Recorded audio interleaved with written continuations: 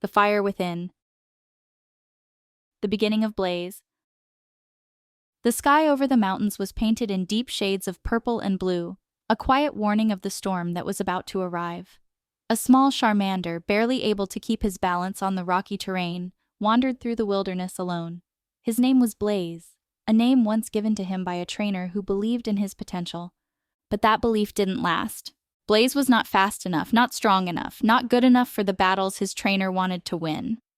After a string of losses, the trainer made a decision.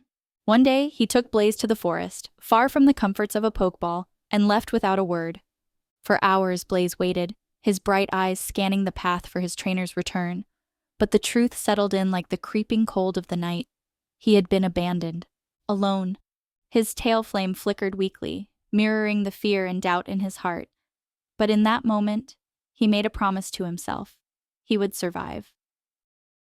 Trial by fire. Life in the wild was brutal.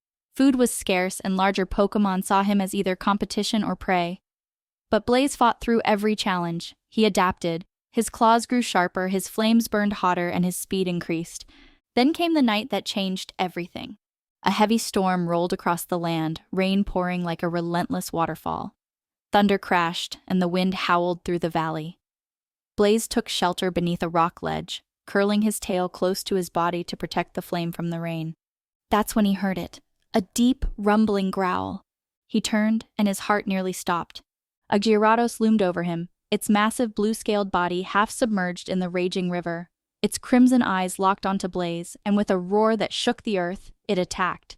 Blaze barely dodged the first strike, but the second came too fast. A powerful hydro pump slammed into him, sending him tumbling across the rocky ground. His tail flame sputtered, dangerously close to going out. Pain shot through his body. He struggled to stand, his vision blurred. Every instinct screamed at him to run, but something deep inside him refused. Something old, something powerful. The fire inside him roared to life. The evolution. As Blaze gritted his teeth and pushed himself up, his body began to glow. It was a warmth unlike anything he had felt before, not just heat, but power. His form grew, his limbs stretched, and massive wings erupted from his back. His once small arms became strong, clawed weapons, and his tail flame exploded into a raging inferno. Blaze was no longer a Charmander, he was Charizard.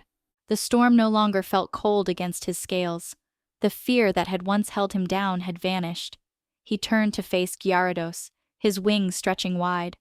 The giant serpent lunged, but this time Blaze was faster. He dodged, flying high into the sky, rain evaporating against the sheer heat of his body. And then he struck. Blaze opened his jaws, and from deep within his chest, an inferno erupted, a flamethrower so fierce that it cut through the rain like a comet. The fire engulfed Gyarados, its body twisting in pain before it crashed back into the river, defeated. Silence followed. The storm began to clear. Blaze landed on a rocky cliff, looking over the vast world beneath him. He was no longer weak, no longer abandoned. The fire within him had awakened, and it would never burn out again. A new beginning. From that day forward, Blaze became a legend among the wild Pokémon. Those who once doubted him now looked upon him with awe and respect. He was no longer just another Charizard, he was a warrior forged by fire and survival. But the greatest journey was still ahead. One day, as he flew high above the mountains, he spotted a familiar face, a trainer, but not his old one. This was someone different, someone who didn't see him as weak, but as strong.